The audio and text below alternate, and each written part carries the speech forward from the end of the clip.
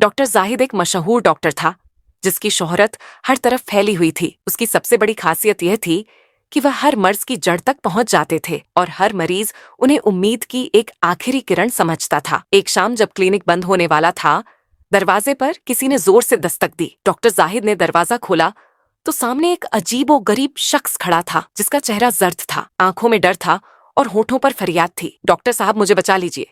उसकी आवाज जैसे किसी तूफान के बीच से आई हो, एक टूटी हुई पुकार की तरह।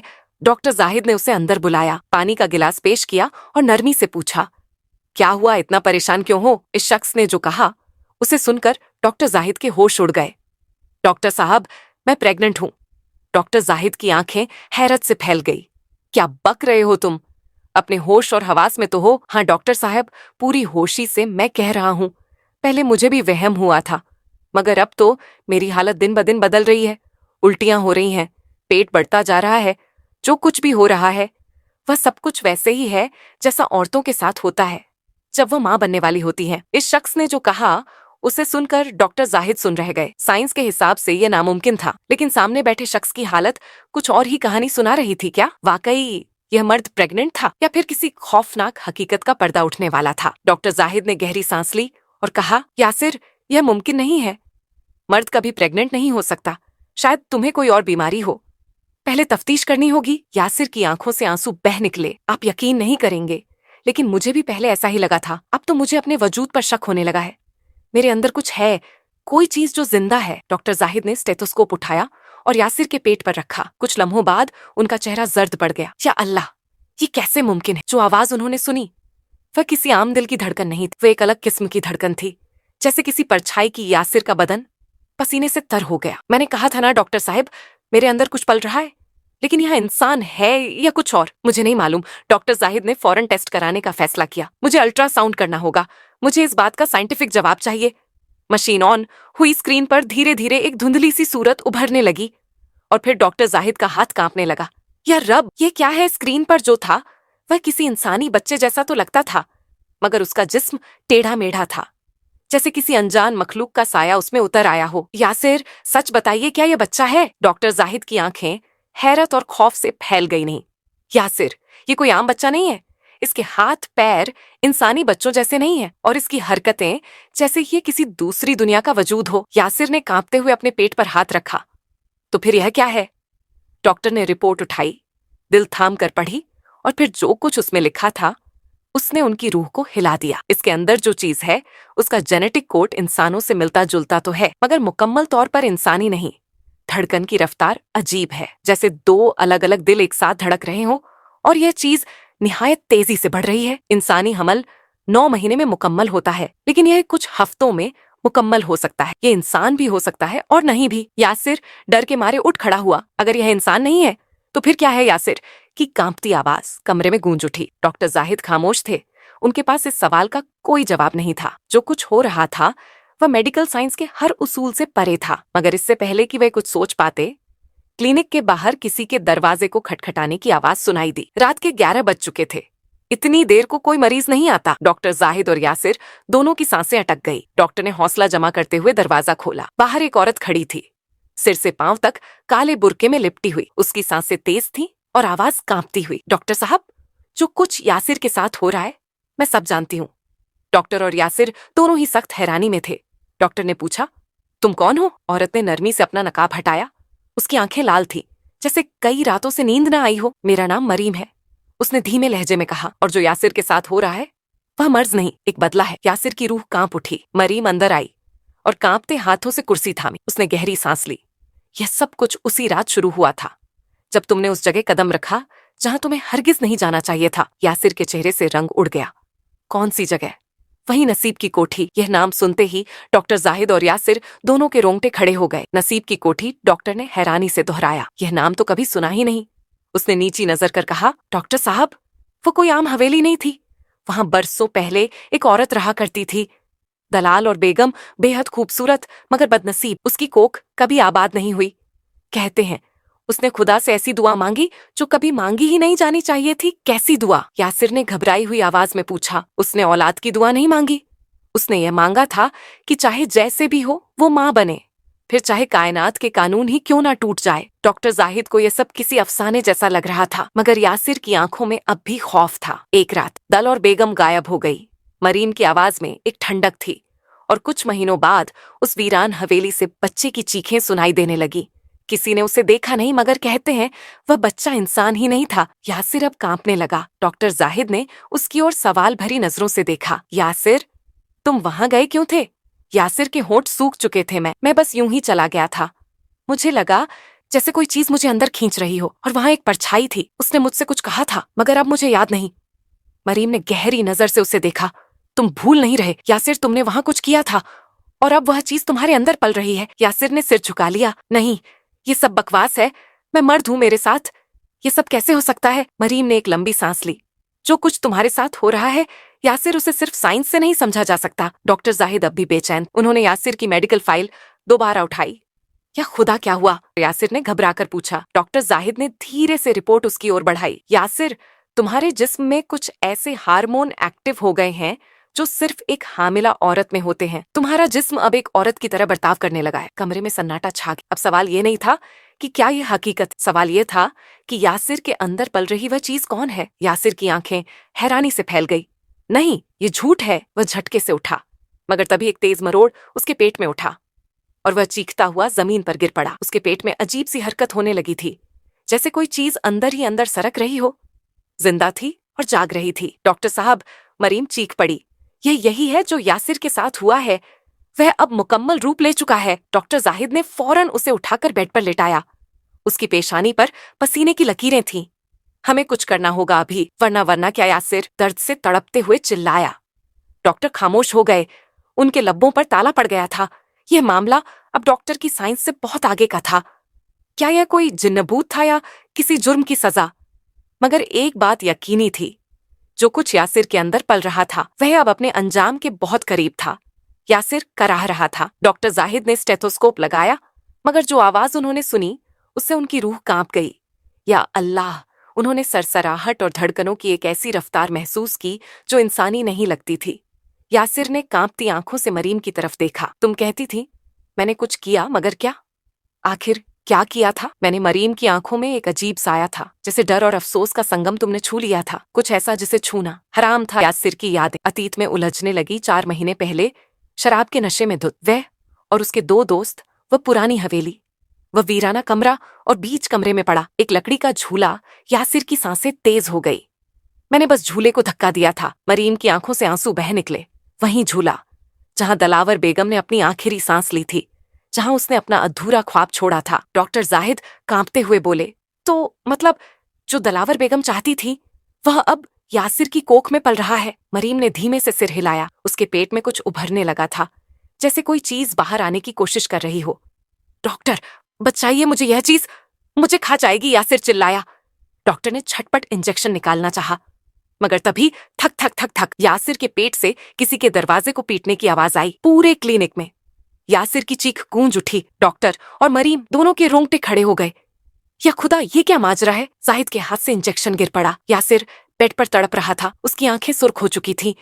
उसके पेट की चमड़ी खींचने लगी थी, जैसे अंदर से कोई रूह, कोई साया बाहर आने को बेताब हो। बचाइए डॉक्टर, मेरी जान जा रही है। उसकी आवाज में सिर्फ दर्द नहीं था, बल्कि ऐसा खौफ भी था जो इंसान को जीते जी मार दे। मरीम ने कांपते हुए हाथों से अपना दुपट्टा कस लिया और कलमा पढ़ना शुरू कर दिया। हमें इसे रोकना होगा, वरना वह चीज बाहर आ जाएगी। मगर कैसे? यह कोई मेडिकल केस नहीं था, ये कोई और ही केस था। धक धक धक इस बार आवाज और जोर से गूंजने लगी, जैसे अंदर से कोई जिंदा चीज दीवारें चीरकर बाहर आने वाली हो। यासिर की आंखें उलट गईं। उसका जिस्म अकड़ने लगा। डॉक्टर, कुछ अंदर हिल रहा है। डॉक्टर ने घबराकर अल्ट्रासाउंड मशीन चालू की। स्क्रीन पर जो नजर आया उसने सबकी रूह जमा दी। एक नन्हा मगर हैरतअंगेज हाथ जो यासिर के पेट के अंदर से स्क्रीन की तरफ बढ़ रहा था। मरीम ने कांपते हुए आवाज में तिलावत शुरू कर दी। यासिर की आंखों से आंसू बहने लगे। डॉक्टर, ये मेरी जान ले लेगा, निकाल दो इसे। मगर अब डॉक्टर भी बेबस थे। यह लड़ाई अब इंसानी समझ के बाहर की थी। और फिर यासिर की नाक से खून टपकने लगा। उसके कानों से भी लाल बूंदें बहने लगी।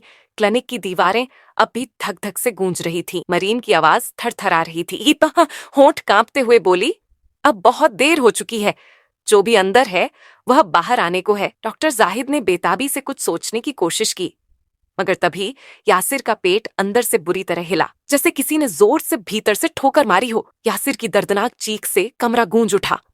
उसके पेट की चमड़ी के नीचे कुछ सरसराने लगा था, काली साया सी कोई चीज जो बाहर आने को बेताब थी। क्या वह बाहर आ जाएगी या यासिर की जिंदगी अब यहीं खत्म हो जाएगी?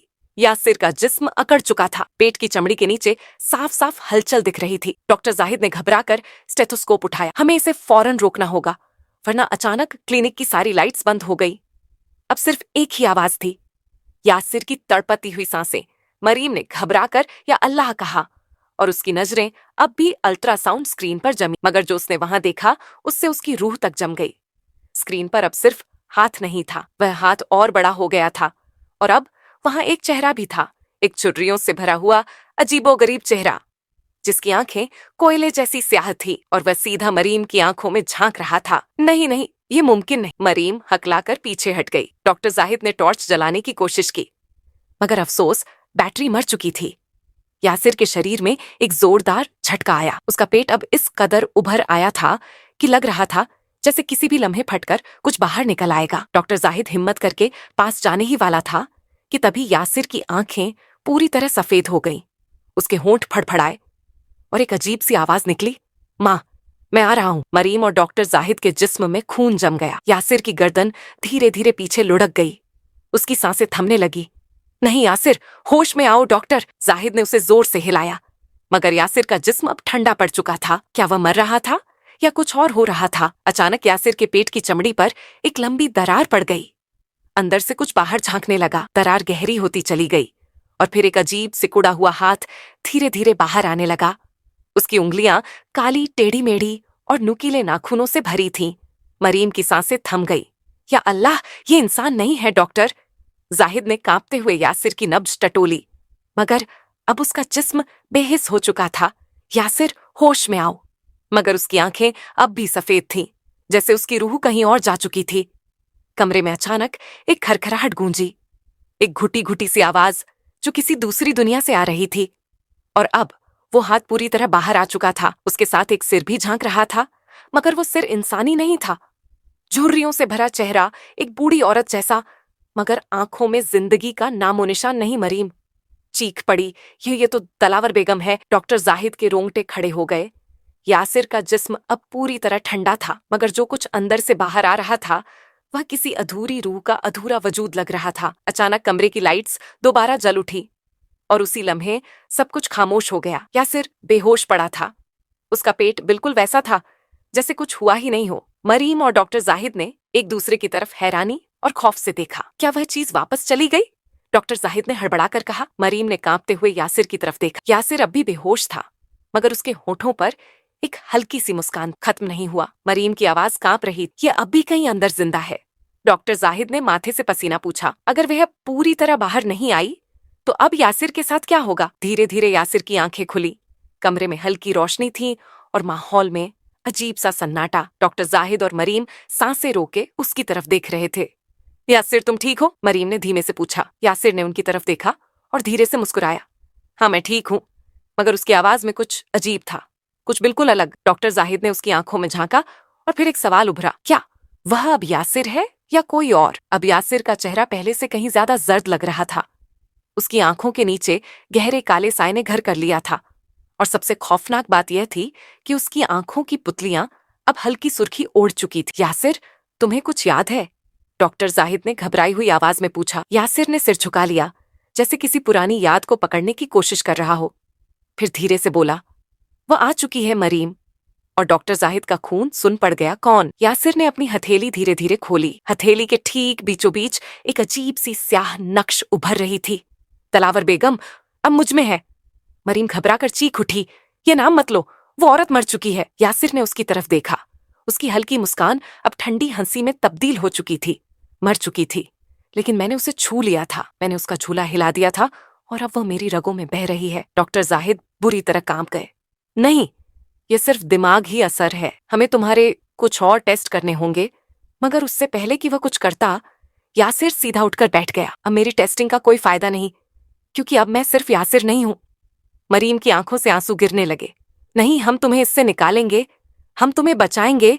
मगर यासिर ने गहरी सांस ली और हल्की मुस्कान दी। अब देर हो चुकी है, वह अंदर आ चुकी है और अब मैं इस दुनिया को वैसे देखता हूँ जैसे वह देखती थी। डॉक्टर जाहिद ने कांपते हुए यासिर के चेहरे की तरफ देखा। यासिर के होंठ हिल रहे थे, मगर आवाज अब किसी बूढ़ी औरत की थी, ठंडी, खौफनाक, बेजान। अब इस खेल की असली शुरुआत होने वाली है। मरीनम और डॉक्टर जाहिद जैसे जम गए थे। ये यासिर की आवाज नहीं है। यासिर की आंखों में अब लाल चमक थी और उसका चेहरा धीरे धीरे बदलने लगा था। उसके होठों पर ठंडी हंसी थी और उसकी सांसें अब इंसानी नहीं लग रही थी, धीमी, भारी और किसी और की। यासिर, तुम वही हो ना? मरियम ने कांपते हुए पूछा। यासिर ने सिर झुका लिया। मैं हूं और नहीं भी हूं। डॉक्टर जाहिद ने मरीम की तरफ देखा। हमें इसे रोकना होगा। किसी मौलवी को बुलाओ, जल्दी। मगर तभी कमरे का दरवाजा अपने आप जोर से बंद हो गया। मरीम चीख पड़ी, या खुदा, ये क्या हो रहा है? डॉक्टर जाहिद ने दौड़कर दरवाजा खोलने की कोशिश की, मगर अब वह अंदर से लॉक हो चुका था। यासिर ने धीरे धीरे सिर उठाया। अब उसकी आंखें पूरी तरह सुर्ख थीं, उसकी उंगलियां और ज्यादा काली, झुलसी हुई और किसी राख सी चीज से ढकी लग रही थी। अब खेल शुरू हो चुका है। यासिर ने हल्की मुस्कान के साथ अपने पेट पर हाथ फेरा। वह पूरी तरह बाहर नहीं आई, लेकिन अब वह पूरी तरह अंदर भी नहीं है। मैं अब दो जहां के दरमियान हूं। कमरे में हल्की हल्की सरसराहट गूंजने लगी। मरियम ने चारों तरफ नजरें दौड़ाई। डॉक्टर, मुझे बहुत डर लग रहा है। डॉक्टर जाहिद की रूह भी कांप रही थी। तभी यासिर के होंठ अपने आप हिलने लगे और एक ठंडी, डरावनी आवाज गूंजी, अब तुम मुझे नहीं रोक सकते। मरियम की आंखों में उस वक्त डर भी था और मोहब्बत भी। वो उसके पास जाने लगी, लेकिन डॉक्टर जाहिद ने उसका हाथ कसकर पकड़ लिया। रुको, ये अब यासिर नहीं है। आवाज कांप रही थी। उधर यासिर के होंठ अब भी हिल रहे थे, मगर अब जो कुछ भी बोल रहा था वो इंसानी नहीं था। वो उसकी आवाज नहीं थी। तुमने समझा तुम मुझे रोक लोगे? कमरे की फिजा अचानक सर्द हो गई। मरियम ने सहम कर इधर उधर देखा। नहीं, ये मत करो। अब उसके मुंह से दो आवाजें एक साथ निकल रही थीं, एक यासिर की और दूसरी किसी बूढ़ी औरत की। डॉक्टर जाहिद ने कांपते हुए कहा, अल्लाह का नाम लो, यासीन की तिलावत करो। मरियम ने रोते हुए फौरन बिस्मिल्लाह कहा और तिलावत शुरू कर दी। तभी यासिर जोर से चीख पड़ा। उसका जिस्म जमीन पर गिरा और बुरी तरह तड़पने लगा। उसकी हथेली में उभरा हुआ वो मनहूस चेहरा अब धीरे धीरे मुंह खोल रहा था, जैसे वो खुद भी चीख रहा हो। मरियम की तिलावत तेज हो गई। अचानक कमरे की सारी खिड़कियां जोर से खुल गईं और यासिर के जिस्म से काला धुआं निकलने लगा। डॉक्टर जाहिद और मरियम सांसें रोके यह मंजर देख रहे थे। वह अब कमजोर पड़ने लगा था, जमीन पर पड़ा तड़प रहा था। फिर अचानक सब कुछ थम गया। कमरे में इतनी गहरी खामोशी छा गई कि सांस लेने की आवाज भी तेज लग रही थी। जाहिद ने सहमे हुए अंदाज में मरियम की तरफ देखा। क्या वो चली गई? मरियम की आंखों से आंसू बह रहे थे। उसने कांपते हाथों से यासिर की नब्ज टटोलने की कोशिश की, लेकिन कोई हरकत नहीं थी। नहीं नहीं, यासिर उठो, वो बेबस होकर चीख पड़ी। मगर यासिर की आंखें बंद थीं और उसका जिस्म बर्फ जैसा ठंडा हो चुका था। हमें देर हो गई। डॉक्टर जाहिद की आवाज कांप रही थी। अचानक यासिर के होंठ हिलने लगे। यासिर की आंखें धीरे धीरे खुली, लेकिन अब भी उनमें वही लाल, डरावनी चमक थी। कमरे में एक अजीब सी खामोशी थी। क्या वह अब भी यासिर था या अब वह कुछ और बन चुका था? मरियम ने कांपते हुए उसका हाथ थामा। यासिर, क्या तुम हमें सुन सकते हो? यासिर ने धीरे धीरे अपनी उंगलियां हिलाई। फिर एक धीमी मगर भारी सी आवाज निकली। मरियम, डॉक्टर जाहिद ने राहत की सांस ली। अल्हम्दुलिल्लाह, लगता है अब वो ठीक है। लेकिन तभी यासिर के होठों पर एक अजीब सी मुस्कान फैल गई, ठंडी, बेजान सी। मैं यासिर नहीं हूं। ये सुनते ही मरियम और जाहिद के जिस्म से जैसे जान निकल गई। नहीं, ये सच नहीं हो सकता। मरियम चीख उठी। यासिर ने अपनी उंगलियां फैलाई। उसकी हथेली स्याह हो चुकी थी और नाखून लंबे और नुकीले हो चुके थे। तुमने समझा कि सिर्फ तिलावत से मैं चली जाऊंगी। अब ये आवाज यासिर की नहीं थी, ये थी दिलावर बेगम की आवाज। जाहिद पीछे हट गया। या अल्लाह, यानी वह मुकम्मल तौर पर निकली ही नहीं थी। अब बहुत देर हो चुकी है। यासिर उठा और आहिस्ता आहिस्ता उनकी तरफ बढ़ने लगा। मरियम पीछे हटी, मगर उसकी आंखों से आंसू थम नहीं रहे थे। नहीं, तुम मेरे यासिर हो, मैं तुम्हें जाने नहीं दूंगी। यासिर ने एक लम्हे को उसकी तरफ देखा और उसकी आंखों में फिर वही पहचानी सी नरमी लौट आई। मरीम, भाग जाओ इससे पहले कि मैं तुम्हें चोट पहुंचा दूं। डॉक्टर जाहिद ने फौरन दरवाजे की तरफ दौड़ लगाई और मरीम को खींचते हुए कमरे से बाहर निकाला। दरवाजा जोर से बंद हो गया। अंदर से सिर्फ एक तेज, डरावनी हंसी सुनाई दी और फिर सन्नाटा। मरीम और डॉक्टर जाहिद बाहर खड़े थे, सांसें तेज और दिल कांपता हुआ। क्या वह चली गई? डॉक्टर जाहिद की आवाज कांप रही थी। मरीम ने सिर हिलाया। पता नहीं, मगर एक बात तो तय है, जो भी था अब वह सिर्फ यासिर नहीं रहा। दोस्तों, ये कहानी यहीं नहीं रुकती।